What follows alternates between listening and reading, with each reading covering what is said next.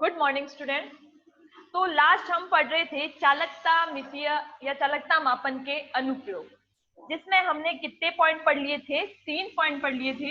पहला था कि दुर्बल विद्युत अपघट्य के लिए लैम्डा अनंत की गणना। ठीक है, पहला क्या था?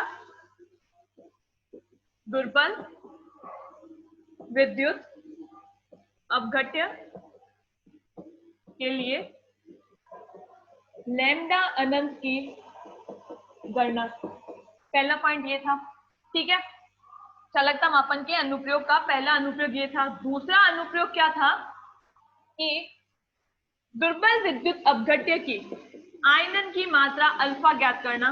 दुर्बल विद्युत अपघट्य की आयनन की मात्रा अल्फा ज्ञात करना। तीसरा पॉइंट कौन सा था? कौन सा था तीसरा पॉइंट? दुर्बल विद्युत अपघट्य के लिए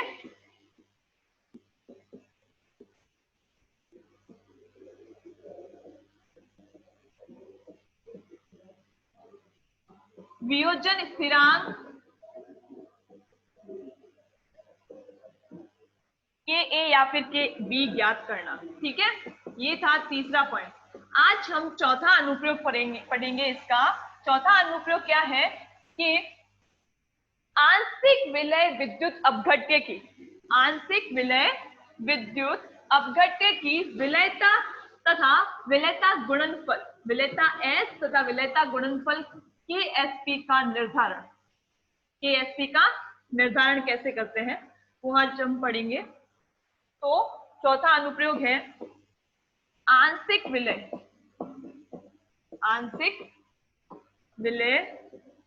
विद्युत अपघट्य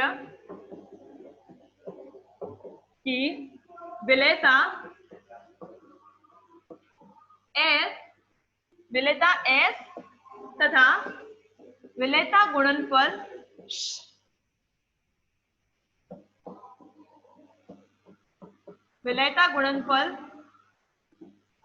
केएसपी का निर्धारण। सबसे पहले तो बात करते हैं कि आंशिक विलय विद्युत अपघट्य क्या होता है। कोई बता सकता है कि आंशिक विलय विद्युत अपघट्य क्या है? नाम से स्पष्ट है, आंशिक विलय विद्युत, हाँ, वे विद्युत अपघट्य जो विलायक में क्या होते हैं, अति अल्प मात्रा में क्या होते हैं, विलय होते हैं, उन्हें क्या बोलते हैं? आंशिक विलय विद्युत अपघट्य कहते हैं। वे विद्युत अपघट्य जो किसी विलायक में अति अल्प मात्रा में क्या होते हैं, विलय होते हैं, उन्हें कहते हैं आंशिक विलय विद्युत अपघट्य। ठीक है, जैसे PbSO4 है, Ag2SO4 है, AgCl है, और कैल्शियम हाइड्रोक्साइड है, और CaF2 है। तो वो क्या है? आंशिक विलय विद्युत अपघट्य है, स्पेरिंगली सॉल्युबल इलेक्ट्रोलाइट है। ठीक है, तो अब देखो, आंशिक विलय विद्युत अपघट्य का विलयन जो है वो क्या होता है? संतृप्त विलयन होता है। अब संतृप्त विलयन क्या होता है, कोई बता सकता है? संतृप्त विलयन क्या होता है? क्या होता है संतृप्त विलयन? कि जब कोई विलय विलायक में अधिकतम मात्रा में घुला होता है तो उसको क्या बोलते हैं? संतृप्त विलयन कहते हैं। तो ये आंशिक विलय विद्युत अपघट्य का जो विलयन होता है, आंशिक विलय विद्युत अपघट्य का विलयन क्या होता है? संतृप्त विलयन होता है। संतृप्त विलयन होता, क्योंकि अब जैसे ये क्या है? आंशिक विलय है, मतलब ये अति अल्प मात्रा में विलय है। ठीक है, अब अगर हम इसको विलायक में घोलते हैं तो ये अपनी क्षमता के अनुसार जितना घुल सकता है वो घुलेगा। जितना अपनी क्षमता के अनुसार थोड़ा घुल सकता है, आंशिक घुल सकता है, तो वो उतना घुलता है। ठीक है, अपनी क्षमता के अनुसार वो पूरा घुल जाता है। तो अब वो विलायक में अपनी क्षमता के अनुसार घुल गया है, तो वो अपनी क्षमता के अनुसार क्या है, विलायक में अधिकतम घुल गया है, तो उसका विलयन क्या होगा, संतृप्त होगा। ठीक है, तो आंशिक विलय विद्युत अपघट्य का विलयन क्या है, संतृप्त विलयन। ठीक है, तो अब संतृप्त विलयन है ये, तो अब संतृप्त विलयन की जो मोलरता होगी, संतृप्त विलयन किससे रिलेटेड होता है, विलयता से रिलेटेड होता है। किससे रिलेटेड होता है, विलयता से रिलेटेड होता है, सॉल्युबिलिटी से रिलेटेड होता है। तो संतृप्त विलयन की जो मोलरता होगी वो किसके बराबर होगी, विलयता के बराबर होगी। ठीक है, संतृप्त विलयन की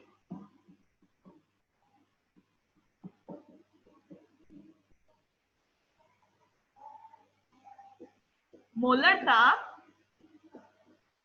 जो है वो किसके बराबर होगी, विलयता के बराबर होगी। ठीक है, तो m किसके बराबर होगी मोलरता, s। s क्या है, सॉल्युबिलिटी है, s क्या है, विलयता है। क्या है, विलयता। ठीक है, तो देखो क्या है कि वापस मैं बता रही हूं कि आंशिक विलय विद्युत अपघट्य का जो विलयन है वो क्या होता है, संतृप्त विलयन होता है। और संतृप्त विलयन किससे रिलेटेड होता है, विलयता से रिलेटेड होता है। अगर नहीं पता हो तो 11th-12th की बुक पढ़ लेना, उसमें पता चल जाएगा कि संतृप्त विलयन जो है वो विलयता से रिलेटेड होता है। तो संतृप्त विलयन की जो मोलरता होगी वो किसके बराबर होगी, विलयता के बराबर होगी। तो m किसके बराबर है, m सॉल्युबिलिटी s के बराबर है, विलयता के बराबर है। अब आंशिक विलय विद्युत अपघट्य जो है वो अति अल्प मात्रा में विलय होता है। ठीक है, तो ये इनका जो विलयन होगा वो क्या दर्शाएगा, अनंत तनुता दर्शाता है, अनंत तनुता दर्शाता है। मतलब कि if any electrolyte is soluble, is if any electrolyte is dissolved to a very less quantity, it means, yeah, we can say that it is present at infinite dilution. It is present at infinite dilution. ठीक है, क्या है कि अगर कोई electrolyte अति अल्प मात्रा में विलय है, dissolve to a very less quantity, तो हम क्या कह सकते हैं कि वो कहां पर प्रेजेंट है, अनंत तनुता पर प्रेजेंट। ठीक है,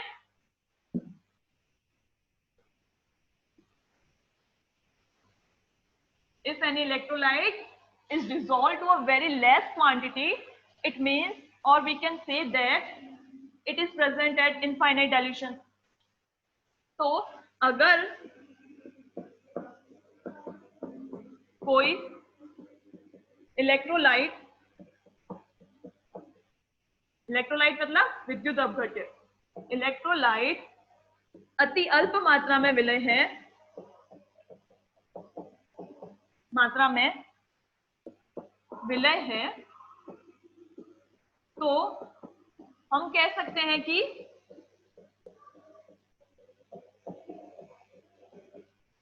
यह अनंत तनुता पर उपस्थित है, अनंत तनुता पर उपस्थित है। ठीक है, तो अनंत तनुता पर चालकता क्या होती है, कोलॉस के लॉ से अनंत तनुता पर चालकता क्या होती है, लैम्डा अनंत is equal to lambda plus अनंत प्लस लैम्डा माइनस अनंत। ठीक है, अब हमने सब शुरुआत में क्या पढ़ी थी, मोलर चालकता पढ़ी थी, है ना। तो मोलर चालकता किसके बराबर होती है, मोलर कंडक्टेंस, मोलर चालकता, मोलर चालकता का क्या फॉर्मूला आया था, कापा इंटू 1000 बटा एम। क्या आया था, मोलर चालकता कापा इंटू 1000 बटा एम। ठीक है, अब अपन ने क्या पढ़ा था कि जो मोलरता थी वो किसके बराबर थी, सॉल्युबिलिटी S के बराबर है। मोलरता किसके बराबर है, सॉल्युबिलिटी, इधर ध्यान दो, मोलरता किसके बराबर है, सॉल्युबिलिटी विलयता के बराबर है। ठीक है, तो यहाँ पे m की जगह हम क्या लिख सकते हैं, S लिख सकते हैं। m की जगह अपन क्या लिख सकते हैं, दिख रहा है, नीचे दिख रहा है, ये दिख रहा है। तो मोलरता m की जगह अपन क्या लिख सकते हैं, S लिख सकते हैं। ठीक है, तो क्या आ जाएगा, मोलर चालकता लेमडा m या लेमडा अनंत m इज इक्वल टू क्या है, कापा इंटू 1000 बटा m की जगह अपन क्या लिखेंगे, s लिखेंगे। तो ये क्या आया, अपन को निकालनी क्या है, विलेयता निकालनी है, तो s को इधर लेके आएंगे और लैम्डा अनंत को उधर लेके चले गए।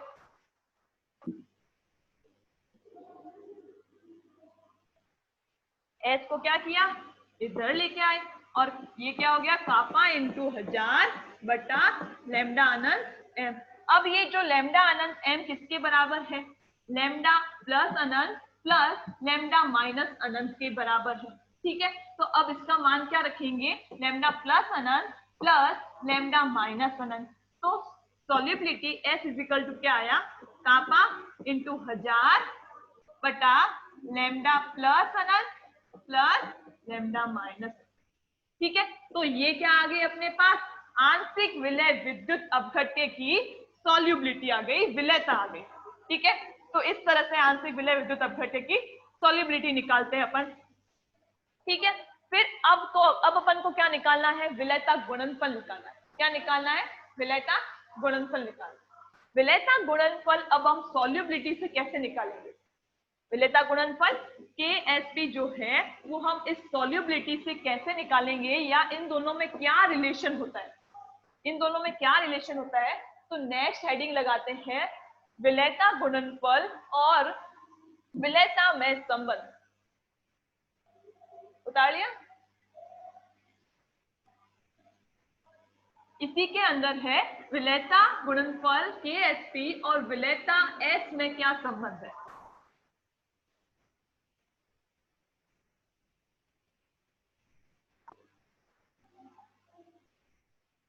विलयता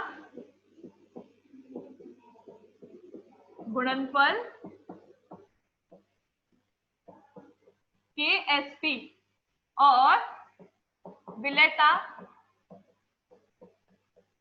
S में संबंध। विलयता गुणनफल KSP और विलयता S में संबंध, तो इन दोनों में क्या संबंध होता है। तो देखो KSP क्या होता है, KSP इज इक्वल टू होता है S की power x plus y, S की power x plus y into x की पावर x इंटू वाई की पावर y। ये होता है KSP और सॉल्युबिलिटी में संबंध। क्या है, S की power x plus y into x की पावर x इंटू वाई की पावर y। अब यहाँ पे x और y क्या है, x क्या है, धनायनों की संख्या है। किनकी संख्या है, धनायनों की संख्या। ठीक है, अब y क्या है, ऋणायनों की संख्या, ऋणायनों की संख्या। ठीक है, तो x है धनायनों की संख्या यहाँ पे, और y है ऋणायनों की संख्या, KSP है विलयता गुणनफल, S है विलयता। ठीक है, तो बाकी सब हो गया। अब हम इसको क्या करेंगे, एक एग्जांपल के थ्रू समझते हैं। देखो, जैसे हमने एग्जांपल लिया AgCl का, AgCl क्या देगा अपन को, Ag plus plus Cl minus ion देगा, किसमें विघटित होगा, Ag plus plus Cl minus में विघटित होता है।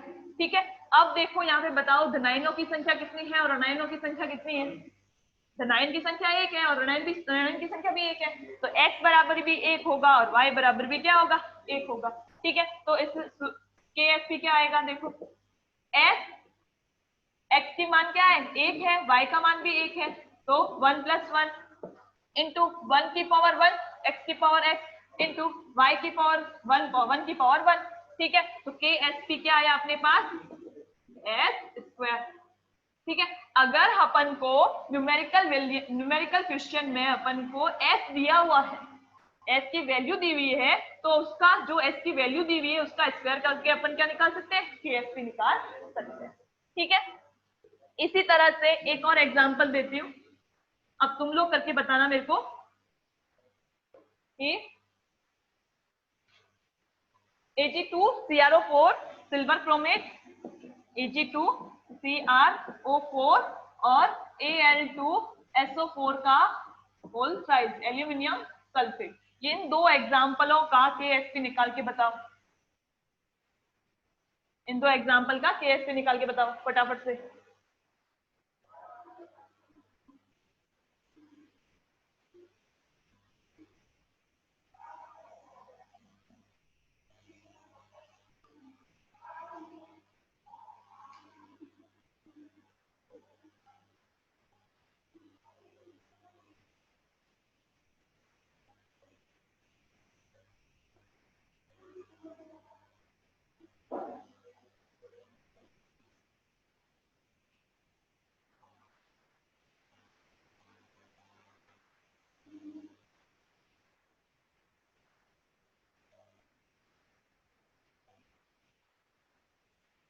आया, इसका क्या आया KSP और इसका KSP।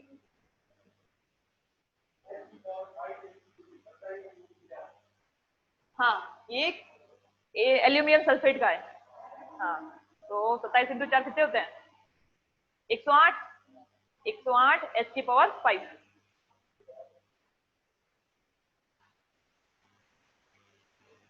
इसका सिल्वर क्रोमेट का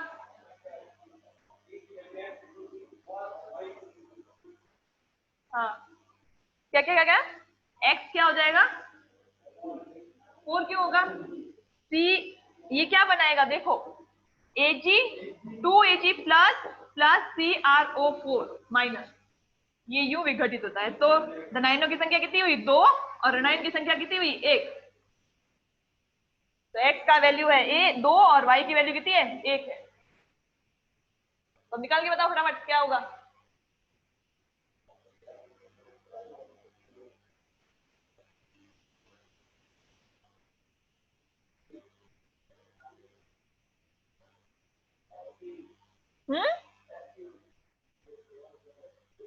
S³ आगे 4, हाँ 4S³ 2 + 1, हाँ 4S³। ठीक है, तो इसके लिए आया 4S³ और इसके लिए कितना आया? 108 S⁵. ठीक है, तो इस तरह से हम क्या करेंगे, KSP की वैल्यू ज्ञात करेंगे। तो ये हो गए अपने चालकता मितीय या चालकता मापन के अनुप्रयोग, चालकता मापन के अनुप्रयोग।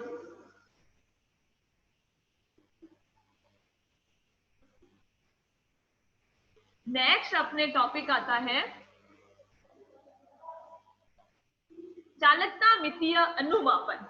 नेक्स्ट टॉपिक क्या आता है अपने? चालकता मितीय अनुमापन। ये जो लास्ट में लड़का बैठा है वो क्या कर रहा है नीचे मुंह डाल के? है क्या कर रहा है तू नीचे मुंह डाल के? कुछ तो कर रहा है, ध्यान तो तेरा इधर है नहीं। फोन चलाने आया है यहाँ पे कॉलेज में? तो तू क्या कर रहा है? हैं? कॉपी में क्या देख रहा था?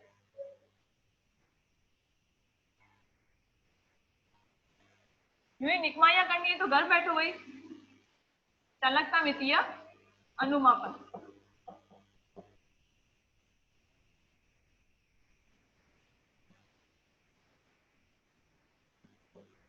Conductometric titration.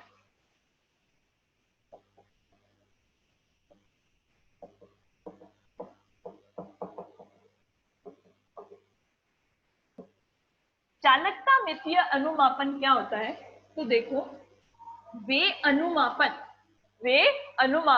जिनमें अंतिम बिंदु का निर्धारण किससे किया जाता है? विलयन की चालकता मापन के द्वारा किया जाता है। वे अनुमापन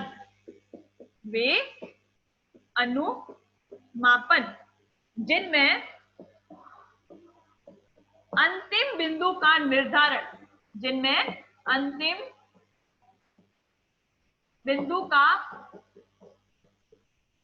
निर्धारण, किससे किया जाता है?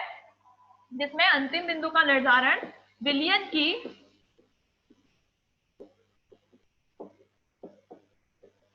चालकता मापन द्वारा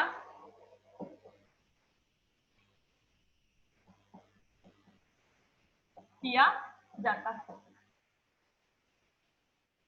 ठीक है, वे अनुमापन जिनमें अंतिम बिंदु का निर्धारण विलयन की चालकता मापन द्वारा किया जाता है उसे क्या कहते हैं? चालकता मितीय अनुमापन या फिर कंडक्टोमेट्रिक टाइट्रेशन कहते हैं। कंडक्टोमेट्रिक टाइट्रेशन कहते हैं। ठीक है, अब कंडक्टोमेट्रिक टाइट्रेशन में क्या होता है, या कंडक्टोमेट्रिक टाइट्रेशन द्वारा चालकता मितीय अनुमापन द्वारा अम्ल क्षार का अनुमापन किया जाता है, या चालकता मितीय अनुमापन अम्ल क्षार के अनुमापन के लिए प्रयोग किया जाता है या यूज किया जाता है।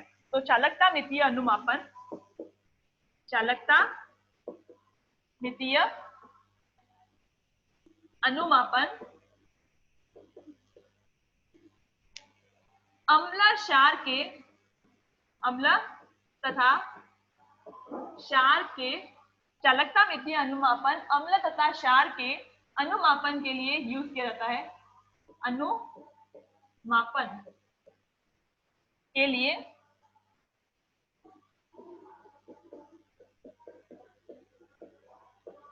प्रयुक्त किया जाता है।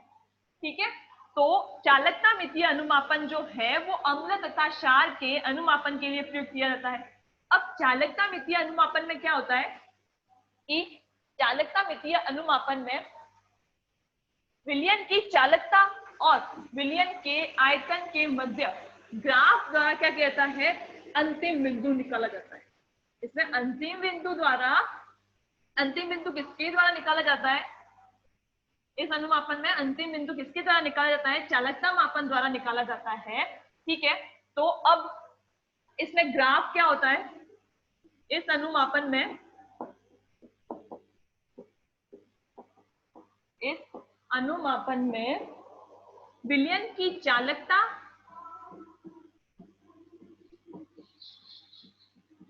तथा विलयन के आयतन, विलयन के आयतन के मध्य ग्राफ द्वारा अंतिम बिंदु निकाला जाता है। ग्राफ द्वारा के मध्य विलयन के आयतन के मध्य ग्राफ से अंतिम बिंदु का निर्धारण किया जाता है, ज्ञात किया जाता।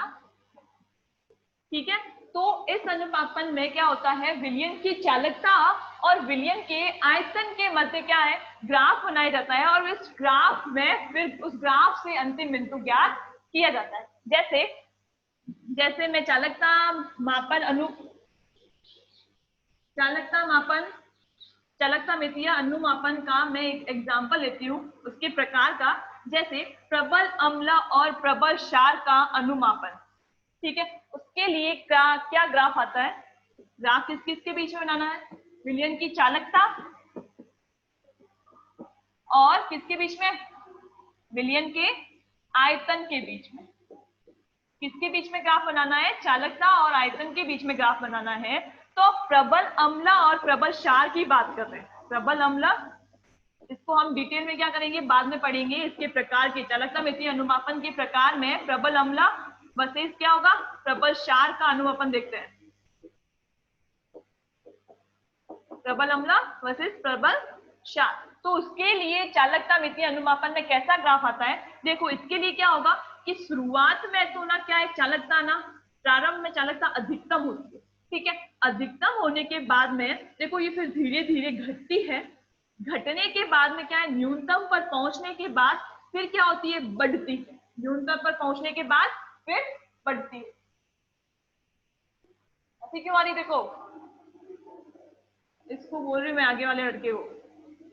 क्या होता है, चालकता पहले प्रारंभ में क्या होती है, अधिकतम होती है, फिर ये धीरे धीरे घटती है और न्यूनतम होने के बाद में क्या होती है, वापस से बढ़ती है। ये किसके लिए ग्राफ है, प्रबल अम्ल वर्सेस प्रबल क्षार के लिए चालकता मितीय अनुमापन में ग्राफ है। ठीक है, अब ये जो दोनों पहले ये जो न्यूनतम बिंदु आया है, ये न्यूनतम होने के बाद जो वापस से बढ़ रही है, ये क्या है, ये है अंतिम बिंदु। अंतिम बिंदु या फिर इसको क्या बोलते हैं, एंड पॉइंट। क्या बोलते हैं, एंड पॉइंट या अंतिम बिंदु। ये धीरे धीरे घटने के बाद शुरुआत में तो क्या होती है, अधिकतम होती है, फिर धीरे धीरे घटती है, न्यूनतम पहुंचने के बाद में क्या होती है, वापस बढ़ती है। जिस बिंदु से ये वापस बढ़ना स्टार्ट होती है वो क्या होती है, अंतिम बिंदु कहलाता है या इसका एंड पॉइंट कहलाता है। ठीक है, तो ये चालकता मितीय अनुमापन में इस तरह के ग्राफ होते हैं जो चालकता और आयतन के बीच में ड्रॉ किए जाते हैं। फिर अपन देखते हैं चालकता मितीय अनुमापन का प्रिंसिपल क्या है, सिद्धांत क्या है। चालकता मितीय अनुमापन का प्रिंसिपल या फिर सिद्धांत क्या है।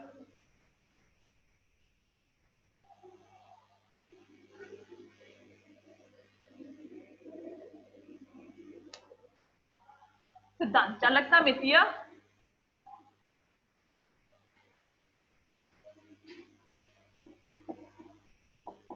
सिद्धांत क्या है, प्रिंसिपल क्या है इसका। तो देखो,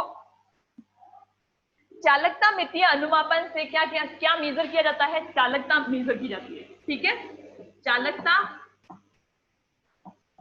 मितीय अनुमापन से क्या मेजर की जाती है, चालकता मेजर की जाती है। अनुमापन से, चालकता मितीय अनुमापन से क्या मेजर की जाती है, चालकता।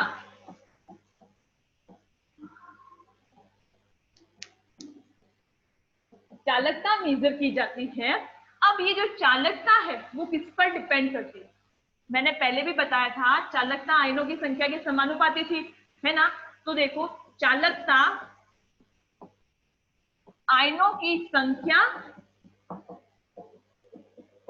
किस पर डिपेंड करती है, चालकता आयनों की संख्या और मोबिलिटी ऑफ आयन यानी कि आयनों की गतिशीलता पर डिपेंड करती है या उस पर निर्भर करती है। तो आयनों की संख्या और आयनों की गतिशीलता, आयनों की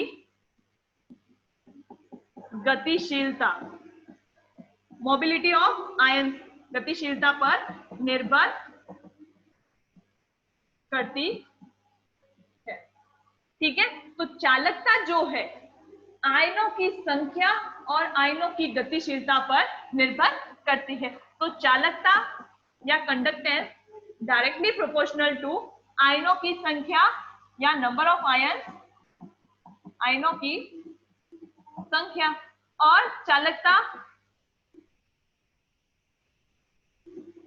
also directly proportional to mobility of ion, आयनों की गतिशीलता, आयनों की गतिशीलता की क्या होती है, समानुपाती होती है। यानी कि जितनी ज्यादा आयनों की संख्या होगी चालकता भी उतनी ज्यादा होगी, और आयनों की मोबिलिटी यानी कि आयनों की गतिशीलता ज्यादा होने पर भी चालकता क्या होगी, ज्यादा होगी। ठीक है, अब आयनों की गतिशीलता के लिए 2 पॉइंट्स है। आयनों की गतिशीलता के लिए 2 पॉइंट्स है कि जितना छोटा आयन होगा उसकी गतिशीलता क्या होगी, उतनी ही ज्यादा होगी। ठीक है, smaller the ion larger the mobility. जितना आयन छोटा होगा उसकी मोबिलिटी क्या होगी, उतनी ही ज्यादा होगी। आयन जितना छोटा, गतिशीलता उतनी ही ज्यादा, उतनी ही ज्यादा। ठीक है, आयनों की गतिशीलता के लिए क्या है कि आयन जितना छोटा होगा गतिशीलता क्या होगी, उतनी ही ज्यादा होगी। ठीक है, और आयन जितना बड़ा होगा गतिशीलता क्या होगी, उतनी ही कम होगी। जितना बड़ा, larger the ion smaller the mobility, जितना आयन बड़ा होगा गतिशीलता क्या होगी, उतनी ही कम होगी। ठीक है, तो ये आयनों की गतिशीलता के लिए पॉइंट्स है। ये क्या करेंगे, ये आगे काम आएंगे जब हम चालकता मितीय अनुमापन के प्रकार पढ़ेंगे ना, तब वहां पे ये काम आएंगे कि गतिशीलता अगर जितना आयन छोटा है, आयन जितना छोटा है उसकी गतिशीलता उतनी ही कम होगी, और जितना बड़ा है गतिशीलता उतनी ही कम होगी। मैंने उल्टा बोल दिया, आयन जितना छोटा होगा गतिशीलता उतनी ज्यादा होगी, और बड़ा होगा उतनी गतिशीलता कम।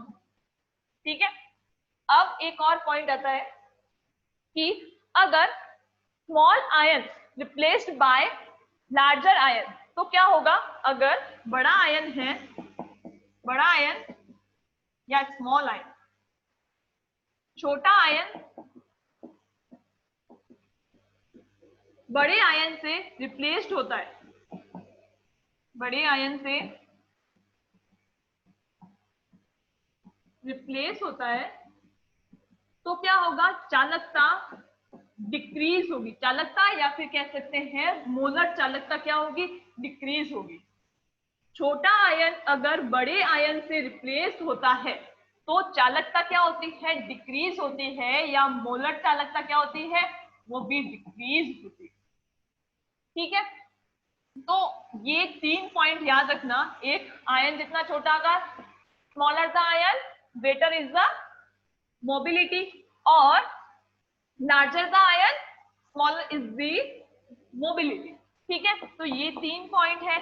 तीसरा पॉइंट क्या है कि छोटा आयन अगर बड़े आयन से रिप्लेस होता है, if smaller ion is replaced by larger ion, then mobility या देन कंडक्टेंस और मोलर कंडक्टेंस डिक्रीजेस। कंडक्ट, हाँ, रिप्लेस मतलब उसको हटा देता है। छोटे आयन, अगर छोटा आयन बड़े आयन से हट जाता है, बड़ा आयन छोटे आयन को हटाता है, रिप्लेस करता है उसको। अब पूरा वो एकदम एग्जैक्ट मीन तू सर्च कर लेना। ठीक है, तो हटाए का छोटा आयन बड़े आयन से रिप्लेस होता है तो लैम्डा जो है या चालकता जो है वो क्या होगी, घटेगी। ठीक है, तो ये था इसका प्रिंसिपल, चालकता मितीय अनुमापन का प्रिंसिपल या सिद्धांत। क्या था सिद्धांत के अंदर के, देखो मैं वापस से रिवाइज कर रही हूँ। सिद्धांत के अंदर क्या क्या था कि देखो, चालकता मितीय अनुमापन में क्या मेजर की जाती है, किसका मापन होता है, चालकता का। चालकता मितीय अनुमापन में चालकता का मापन होता है। ठीक है, फिर उसके बाद चालकता जो है वो एक तो आयनों की संख्या, और दूसरा एक तो आयनों की संख्या और दूसरी आयनों की गतिशीलता पर निर्भर करती है। चालकता आयनों की संख्या और आयनों की गतिशीलता पर निर्भर करती है। तो चालकता क्या होगी, समानुपाती आयनों की संख्या, और चालकता समानुपाती है आयनों की गतिशीलता के। ठीक है, फिर आयनों की गतिशीलता के लिए 2 पॉइंट है कि आयन जितना ज्यादा छोटा होगा गतिशीलता उतनी ही ज्यादा होगी, और आयन जितना बड़ा होगा गतिशीलता उतनी ही कम होगी। ठीक है, फिर एक पॉइंट आता है कि अगर छोटा आयन बड़े आयन से रिप्लेस होता है तो क्या होगा, छोटा आयन बड़े आयन से रिप्लेस होता है तो क्या होगा, चालकता घटेगी, या फिर मोलर चालकता, जो चालकता कह सकते हैं या मोलर चालकता कह सकते हैं, वो दोनों ही क्या होंगे, घटेंगे। ठीक है, इसका एक एग्जांपल लेते हैं, जैसे HCl है और NaOH है, प्रबल अम्ल और प्रबल क्षार का एग्जांपल लेते हैं अपन। प्रबल अम्ल है HCl और प्रबल क्षार क्या है, NaOH। ठीक है, ये क्या बनाएंगे दोनों मिलकर, NaCl प्लस H2O। ठीक है, ये बनाएंगे NaCl और H2O बनाएंगे। तो अब देखो, ये जो H है, ये H क्या देगा, H plus plus Cl minus देगा। ठीक है, और ये जो Na आयन है, Na प्लस, ठीक है, ये H प्लस आयन क्या है, छोटा है। H प्लस आयन क्या होता है, छोटा होता है, और Na प्लस आयन क्या है, H प्लस आयन से क्या है, बड़ा है। H plus ion Na plus ion से क्या है, छोटा है। तो अब देखो, H प्लस Na ने क्या किया, H प्लस आयन को हटा दिया और उसकी जगह ले ली, है ना। यही था कि छोटा आयन अगर बड़े आयन से रिप्लेस होता है तो क्या होती है, चालकता घटती है। ठीक है, तो यहाँ पे छोटा आयन जो है वो बड़े आयन से क्या हो गया, रिप्लेस हो गया। HCl की जगह क्या बना, अब NaCl बना, Na ने H को हटा दिया, तो ये क्या हो गया, रिप्लेसमेंट हुआ किसका, H प्लस आयन, छोटे आयन का रिप्लेसमेंट हुआ। तो अब क्या होगी, चालकता घटेगी। ठीक है, शुरुआत में मैं जैसे से ना वो ग्राफ बनाए वो हम कल पढ़ेंगे डिटेल में। ठीक है, तो अभी तो इतना ही कि छोटा आयन अगर बड़े आयन से रिप्लेस होता है तो चालकता क्या होती है, घटती। ठीक है, फिर हम नेक्स्ट क्लास में क्या पढ़ेंगे, चालकता मितीय अनुमापन के प्रयोग। प्रयोग या चालकता मिति अनुपातन के प्रकार। ठीक है, आज के लिए बस इतना ही।